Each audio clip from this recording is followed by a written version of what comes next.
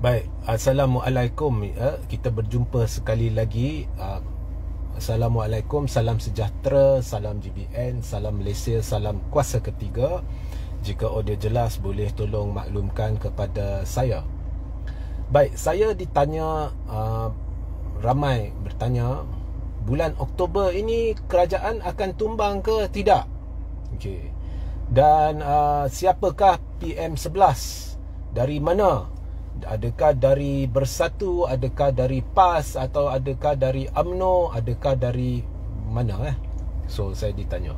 Baik, jawab ringkasnya, kita tunggu dan lihat. Tetapi saya akan lanjutkan dengan komen ini ya. So kita tunggu dan lihat. Itu sahaja boleh saya katakan berhubung dengan benar atau tidak Anwar tumbang.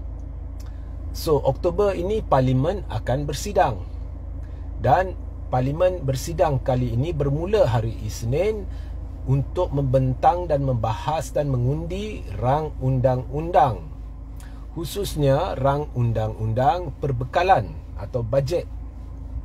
Jadi, pembentangan rang undang-undang ini pada bacaan kedua dan ketiga bila diundi, jika undian itu tidak menyebelahi pihak kerajaan atau kerajaan kalah, ianya serupa dengan ketidakyakinan majoriti Dewan terhadap agenda kerajaan, dan ini boleh ditafsir sebagai undi tidak percaya. Dan bila berlaku keadaan demikian, Anwar perlu letak jawatan atau menghadap Agong dan minta bubar Parlimen. Dan jika Yang di-Pertuan Agong tidak berkenan bubar Parlimen, maka Anwar memang semestinya letak jawatan. So itu keadaannya dari sudut perlembagaan. Adakah ianya akan berlaku? Kita sama-sama lihat. Okey. Tapi saya ada komen lanjut ya, sebentar ya, berhubung dengan soal siapa PM11. So itu keadaannya. Dan kita pun sudah tahu Syed Saddiq bukan lagi dalam blok kerajaan. Maknanya UMNO atau BN bukan lagi talian hayat buat Anwar, kerana dengan BN sahaja, PH campur BN hanya ada 111 kerusi, tak cukup untuk majoriti mudah. Maka Sabah dan Sarawak kini ada pilihan. Adakah mereka terus ingin bersama Anwar ataupun mereka ingin bersama Perikatan Nasional dan Syed Saddiq contohnya, ya, untuk bertubuh kerajaan baru. Dan semestinya GPS atau Sabah Sarawak tidak akan bertindak, melainkan ada sekumpulan ahli-ahli Parlimen daripada Barisan Nasional yang turut serta. Jadi persoalannya, adakah kumpulan besar ahli-ahli Parlimen Barisan Nasional yang anti Zahid ni akan mengorak langkah ataupun adakah mereka akan kecut? Ini kita perlu lihat. Saya bukannya tukang tilik, so kita perlu lihat. Baik. Now, siapa PM11? Okey. Itu bukannya satu jawapan yang ada pada diri saya. Pertama, saya dah lama dulu beritahu kriteria saya buat PM11. Saya secara peribadi, kalau orang yang saya sokong sangat, yang ada kerusi Parlimen ya, siapa-siapalah, contohnya Ismail Sabri ke, Hishamuddin ke, ataupun kalau dari UMNO lah, saya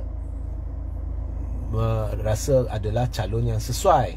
Kalau yang tidak ada kerusi Parlimen tetapi saya masih fikir calon sesuai, Anwar Musa mahupun Tun Mahathir mahupun maaf saya lupa tadi ya, Muhyiddin Yassin, Hishamuddin, Ismail Sabri, itu yang ada kerusi Parlimen. Kalau yang tak ada kerusi Parlimen seperti Anwar Musa, Tun Mahathir, mereka perlu bertanding dulu kerusi Parlimen menerusi PRK, contohnya PRK Kemaman. Okey, so itu pandangan saya. Tapi itu secara peribadi. Bagi saya, siapa-siapa jadi PM sekarang ni, asalkan bukan lagi gerombolan Kem Anwar dengan Kem Zahid ni, bagi saya akan terima dan sokong padu. So itu pendekatan saya. Cuma saya nak komen satu benda. Ada orang tanya saya, kalau saya, memang ada orang tanya ya, bukannya saya reka, memang ada orang tanya, kalau Reggie jadi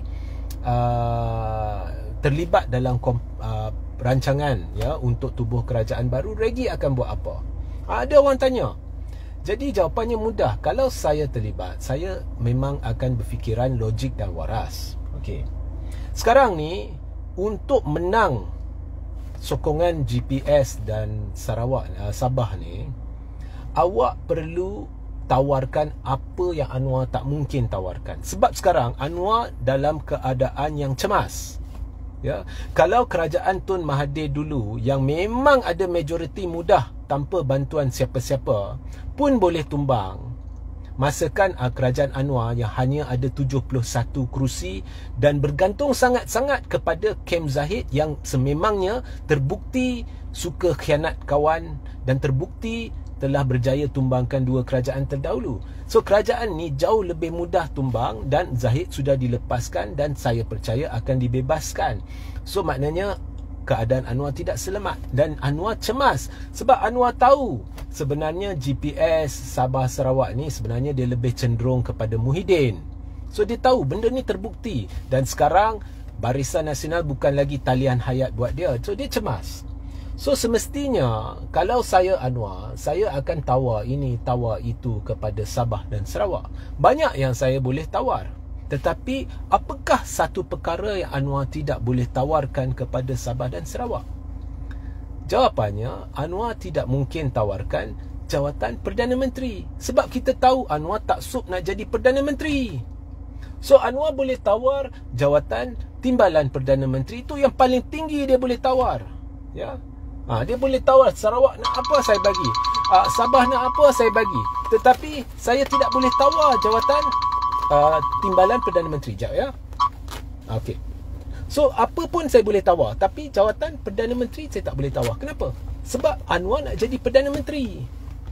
Itu satu-satunya perkara yang boleh ditawarkan oleh mereka yang ingin bentuk kerajaan baru, iaitu Perdana Menteri dari Sarawak.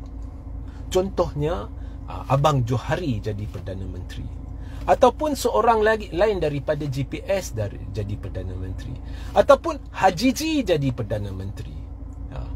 Bagi saya sebenarnya dalam situasi ini saya tak kisah, asalkan ada persefahaman bahawa Perikatan Nasional terlibat dalam kerajaan baru dan ada, contohnya kita boleh adakan sistem rotation. Kita mungkin 2 tahun awak jadi Perdana Menteri, lepas tu 2 tahun saya jadi Perdana Menteri pun boleh.